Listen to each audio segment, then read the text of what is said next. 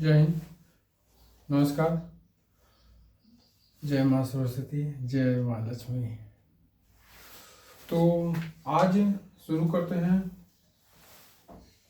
फिर से संविधान। संविधान हमारा जब तक पूरा कंप्लीट नहीं हो जाएगा तब तक पर डे प्रतिदिन चलता रहेगा, जब तक संविधान पूरा कंप्लीट नहीं हो जाता। तो आज उसके आगे से हम पढ़ते हैं।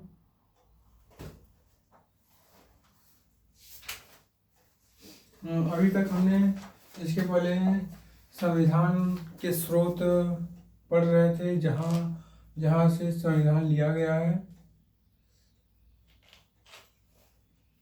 और थोड़ा सा आप लोग सभी लोग फिटनेस पर ध्यान दें। इससे क्या होगा, आपकी मानसिक जो मजबूती है अंदर से मजबूत होना ज़रूरी है। बाहर शरीर से मोटे हो जाओ, हैवी दिखने लगो, वो मजबूती नहीं है। अंदर से आप कितने मजबूत हैं वो दिखना चाहिए। और आज हम हर दिन खुद को और बेहतर बनाते हो, हर दिन खुद को और बेहतर बनाते रहो। बस मेरा मिशन एक ही है, मुझे खुद को नंबर 1 बनाना है। नंबर 1 मेरा मिशन एक ही है, खुद को नंबर 1 बनाना है। हर दिन खुद को बेहतर बनाते रहो जब तक नंबर 1 न बन जाओ। नंबर 1 बनने के बाद भी नंबर 1 और खुद को जब तक जिएंगे तब तक खुद को और बेहतर बनाएंगे। तो आज है 17 तारीख। तो हम संविधान के स्रोत पढ़ चुके थे। अब संविधान की अनुसूचियां पढ़ेंगे, जिसमें से प्रथम अनुसूची में पहले संविधान जब प्रारंभ हुआ तब 8 अनुसूचियां थी।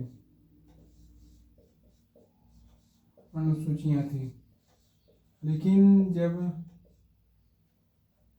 जब अब वर्तमान में 12 अनुसूचियां हैं। तो 4 अनुसूचियां बढ़ाई गई। 1951 से बढ़ाई गई। भूमि सुधार और 10 में दल बदल ऐसे करके 2 और है, मतलब पूरे 12 हैं। तो हम बारी बारी करके आज अनुसूचियों को पढ़ते हैं। प्रथम अनुसूची में भारतीय संघ के घटक राज्यों और संघ शासित क्षेत्रों का उल्लेख किया गया है। इस समय वर्तमान में 8 केंद्र शासित प्रदेश और 28 आपके केंद्र शासित प्रदेश और 28 आपके राज्य हैं। 28 आपके राज्य हैं। इसमें से प्रथम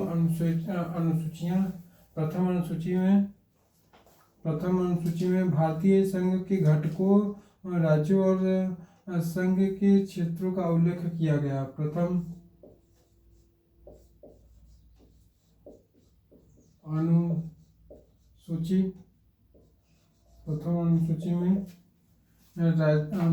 में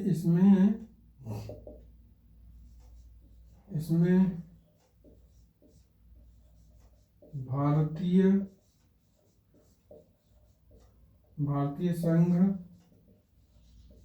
संघ के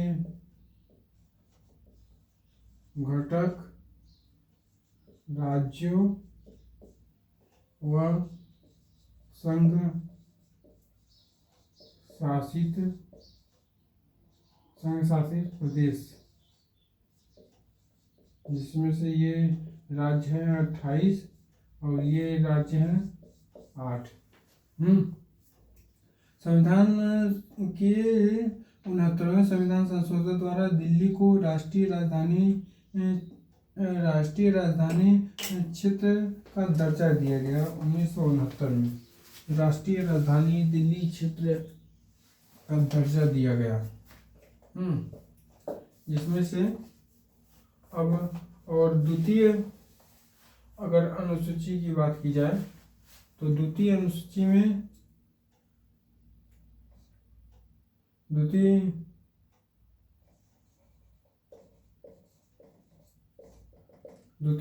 में इसमें से भारतीय राज्य व्यवस्था के विभिन्न पदाधिकारी भारतीय राज्य व्यवस्था के विभिन्न पदाधिकारी जैसे कि राष्ट्रपति, राज्यपाल, लोकसभा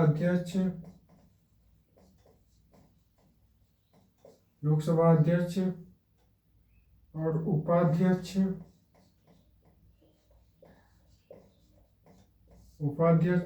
राज्यसभा के सभापति और उपसभापति, राज्यसभा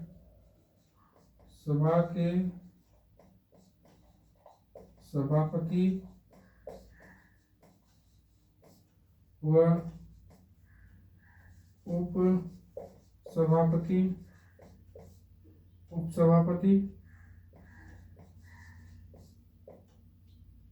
विधानसभा के अध्यक्ष और उपाध्यक्ष, जितने भी राज्य हैं उनके विधानसभा के सभापति व उपसभापति,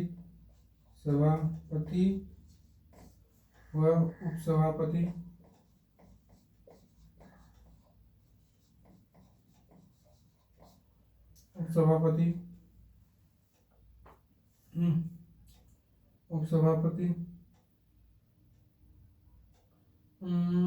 विधान परिषद के सभापति, विधान परिषद 6 राज्यों में विधान परिषद है।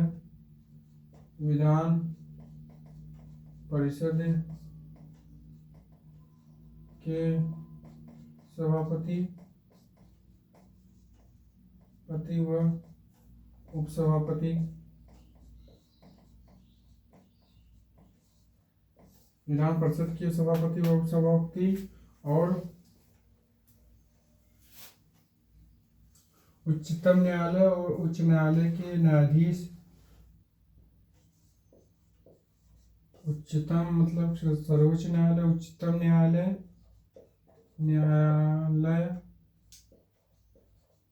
उच्चतम न्यायालय मतलब इसमें वेतन की बात की गई है, दूसरे वेतन। उच्चतम न्यायालय व उच्च न्यायालय, हाई कोर्ट के न्यायाधीश,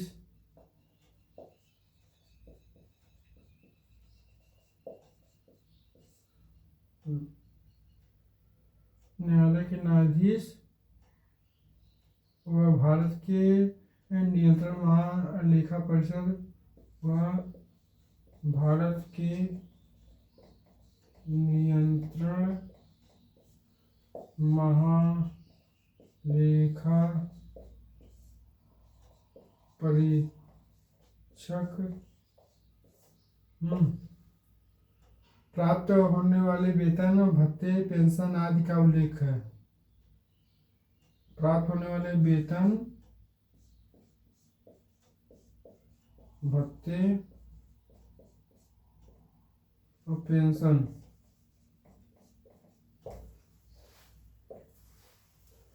प्राप्त होने वाले वेतन, भत्ते और पेंशन का उल्लेख है। प्रथम अनुसूची में राज्य और संघ के घटक और द्वितीय अनुसूची में राष्ट्रपति, राज्यपाल, लोकसभा के उपाध्यक्ष, अध्यक्ष, राज्यसभा के सभापति, उपसभापति, विधानसभा के अध्यक्ष, उपाध्यक्ष, विधान परिषद के सभापति व उपसभापति, उच्चतम न्यायालय के, हाई कोर्ट के व सुप्रीम कोर्ट के न्यायाधीश व भारत के नियंत्रण महालेखा परीक्षक की वेतन, पेंशन। इसमें उपराष्ट्रपति की चर्चा इसलिए नहीं की गई है क्योंकि उन्हें उपराष्ट्रपति के लिए वेतन नहीं दिया जाता है। उन्हें विधान राज्यसभा के सभापति के रूप में जो भी उनके वेतन भत्ते पेंशन है उसमें दिया जाता है। उन्हें उपराष्ट्रपति के रूप में उन्हें किसी भी तरीके से वेतन नहीं दिया जाता है, एक भी रुपये उन्हें वेतन नहीं दिया जाता है। जो वह काम करते हैं सभापति के रूप में उन्हें इस रूप में वेतन दिया जाता है। इसलिए यहाँ पर उपराष्ट्रपति की चर्चा नहीं की गई है। यहाँ पर राज्यसभा के सभापति व उपसभापति की चर्चा की गई है। तो आज फिर तीसरा अगर हम देखें, तीसरी अनुसूची देखें तो पहले में राज्य, दूसरे में वेतन, राज्य व संघ व केंद्र शासित प्रदेश की बात की गई है, दूसरे में वेतन की बात की गई है और तीसरे में इसमें विभिन्न पदाधिकारी, मंत्री, उच्चतम न्यायालय व उच्च न्यायालय के न्यायाधीशों द्वारा पद ग्रहण के समय ली जाने वाली शपथ का उल्लेख है। इसमें विभिन्न पदाधिकारी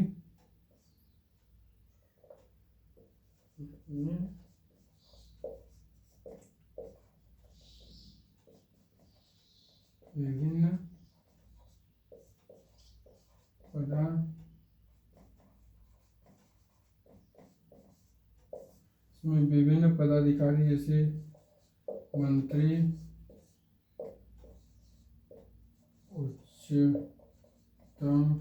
उच्चतम क्या सुप्रीम कोर्ट व हाई कोर्ट के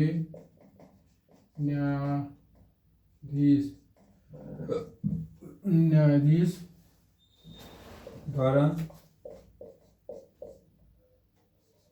पद ग्रहण के समय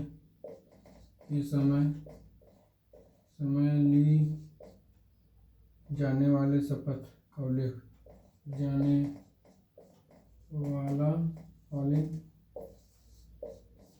शपथ, इसमें शपथ का उल्लेख किया गया है। तीसरे में शपथ का उल्लेख किया गया है।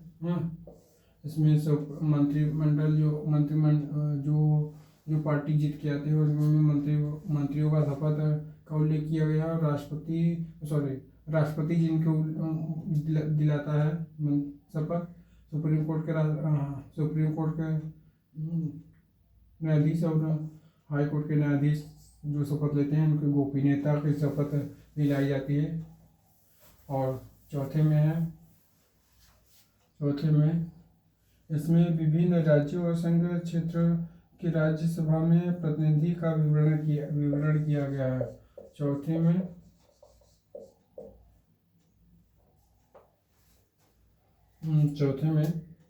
इसमें विभिन्न राज्यों व संघीय क्षेत्रों की राज्यसभा में प्रतिनिधित्व का विवरण किया गया है।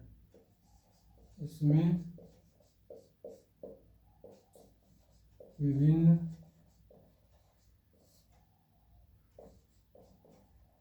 राज्यों व संघीय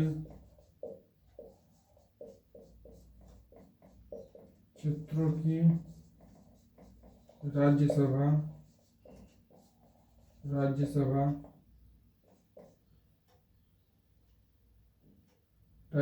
में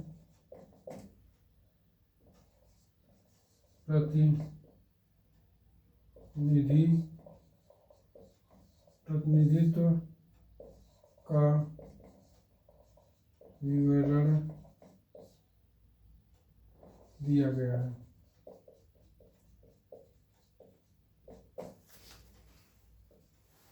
इसमें विभिन्न राज्यों व संघीय क्षेत्रों की राज्यसभा में प्रतिनिधियों का विवरण दिया गया। राज्यसभा में उत्तर प्रदेश के कितने सीटें होंगी, हर राज्यों की सीटों का बंटवारा किया गया, जिसमें से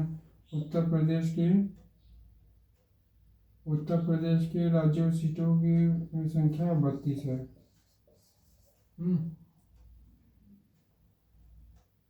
और लोकसभा में 80 है, और विधानसभा में 403 है, और विधान परिषद में कुल 100 सीटें हैं। और चौथा हो गया पश्चिमी में इसमें विभिन्न अनुसूचित क्षेत्र व अनुसूचित जनजाति के प्रशासन व नियंत्रण के बारे में उल्लेख है। पांचवा अनुसूची में इसमें विभिन्न अनुसूचित क्षेत्र, इसमें विभिन्न अनुसूचित क्षेत्र, इसमें विभिन्न अनुसूचित क्षेत्र व अनुसूचित जनजाति,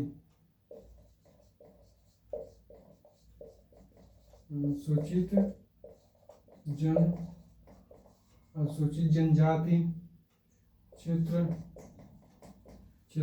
के प्रशासन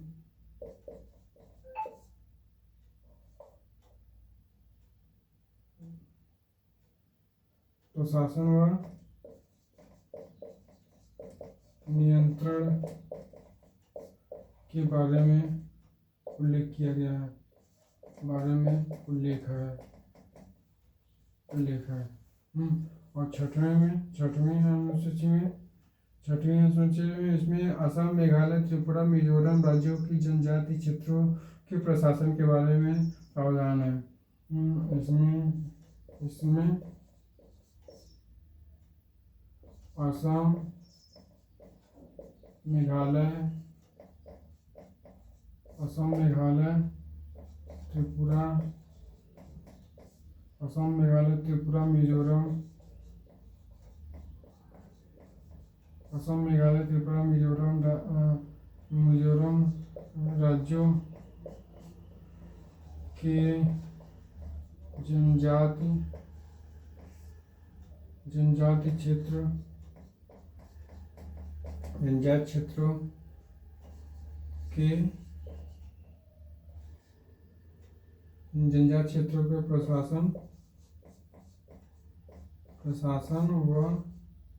जनजाति क्षेत्रों के प्रशासन के बारे में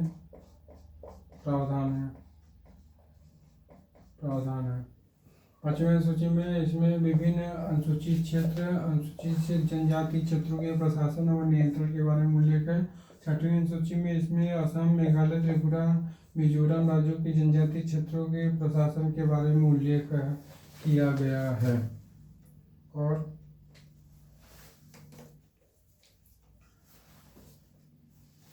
सातवीं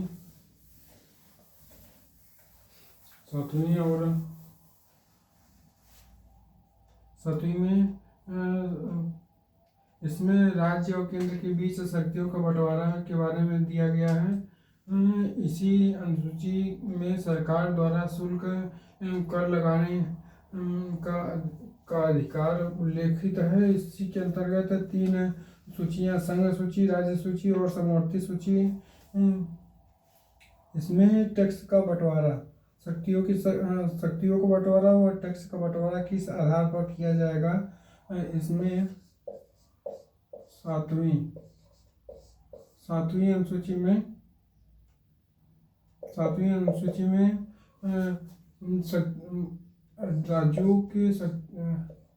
राज्यों के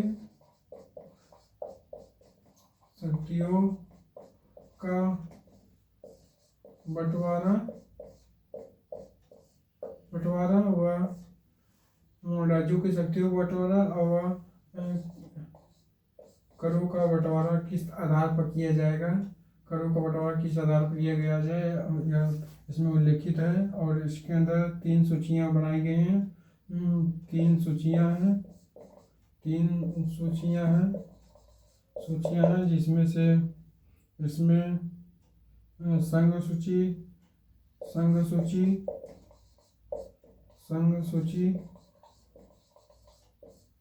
राज्य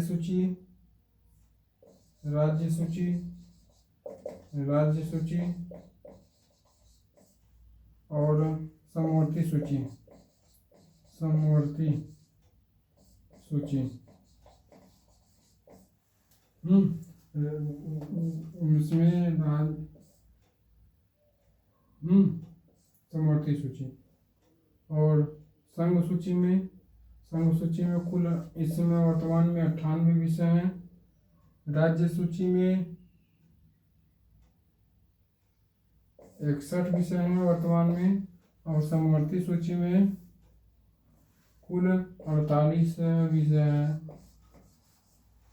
वर्तमान में। 48, 98, संघ सूची 98, राज्य सूची 61 और इसमें 48, कुछ नंबर आगे पीछे हो सकता है। और संघ सूची, राज्य सूची, समवर्ती सूची और 8वीं अनुसूची में इसमें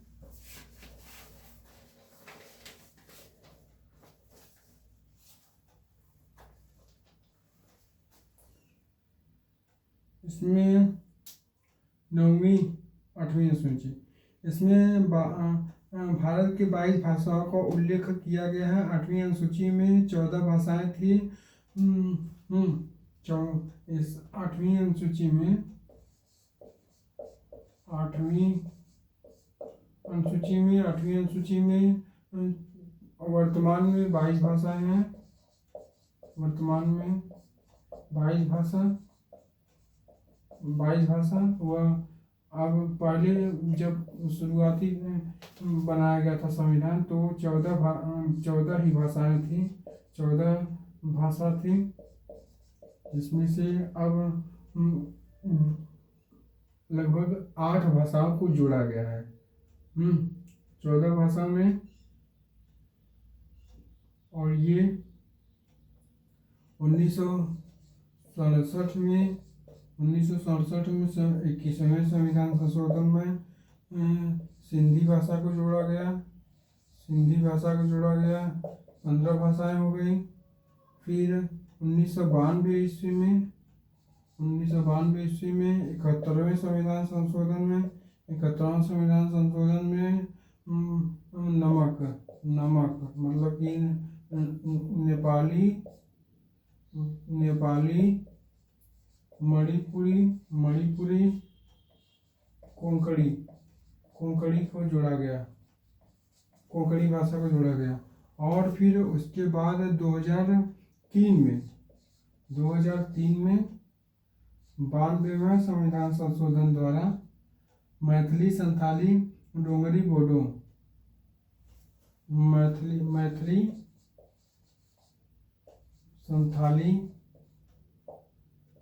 संथाली, बोडो, डोगरी भाषाओं को जोड़ा गया है।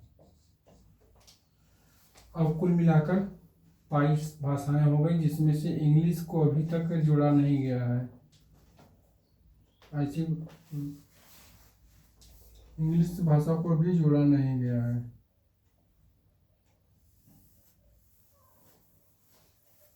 अब 9वीं अनुसूची में इसमें यह संविधान में यह अनुसूची प्रथम संविधान संशोधन 1951 के द्वारा जोड़ा गया। इसके अंतर्गत राज्य की संपत्ति व अधिग्रहण के विधि का उल्लेख किया गया है। इसमें इस अनुसूची के सम्मिलित विषय का न्यायालय में चुनौती नहीं दी जा सकती। वर्तमान में इस सूची में 284 अधिनियम है। अब तक की मान्यता थी कि नौवीं अनुसूची में सम्मिलित कानूनों को न्यायिक समीक्षा नहीं की जा सकती। 11 मार्च 2007 को संविधान पीठ के एक निर्णय द्वारा यह स्थापित किया गया कि 9वीं अनुसूची में सम्मिलित किसी भी कानून को इस आधार पर चुनौती दी जा सकती है कि वह मौलिक अधिकारों का उल्लंघन करता है तथा उच्चतम न्यायालय इन कानूनों की समीक्षा कर सकता है।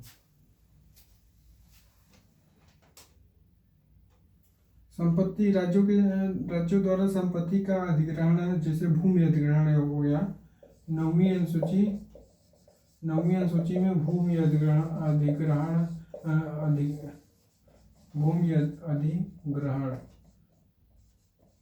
के बारे में किया गया है। पहले तो यह आप हाई कोर्ट न्यायालय में जा सकते थे, इसके खिलाफ अपील नहीं कर सकते थे, लेकिन 2007 के बाद सुप्रीम कोर्ट के दखल के बाद इसे न्यायालय में अनुमति दे दी गई, क्योंकि आपके मौलिक अधिकारों की का हनन नहीं होना चाहिए, चाहे किसी भी कीमत पर।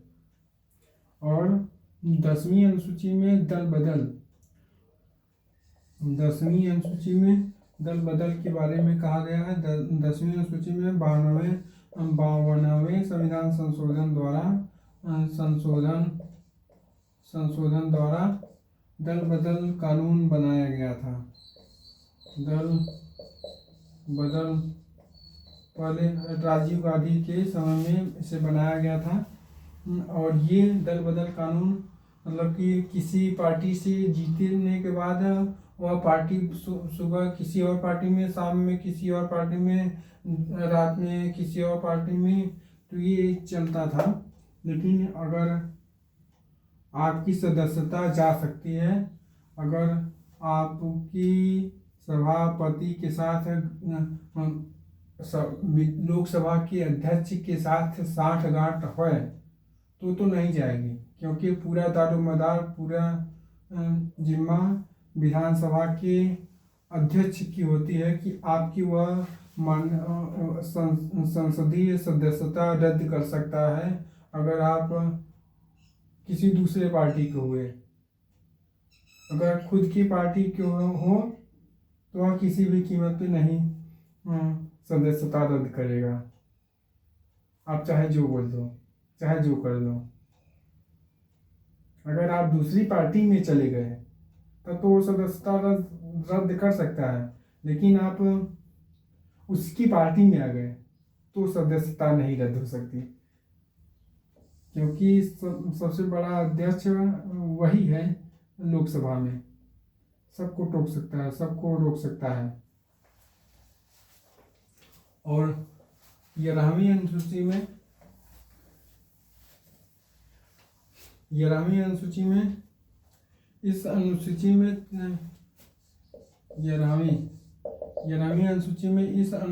73वें संविधान संशोधन के द्वारा जोड़ा गया। इसमें पंचायती राज संस्था को कार्य करने के लिए 29 विषय प्रदान किए गए। इसमें पंचायती राज व्यवस्था में 29 विषय प्रदान किए गए। इसमें 73वें संविधान संशोधन द्वारा इसे जोड़ा गया था। और 12वीं संविधान संशोधन द्वारा यह तो इस अनुसूची के द्वारा 74वें, मतलब कि यह पंचायती राज, यह नगर निकाय के बारे में, नगरीय निकाय के बारे में भी कहा गया। इसमें भी कुल 18 विषय को जोड़ा गया। इसमें 29 विषय इसे दिए गए, इसमें 18 विषय इसे दिए गए विकास के लिए। तो आज के लिए इतना ही। जय हिंद, जय भारत।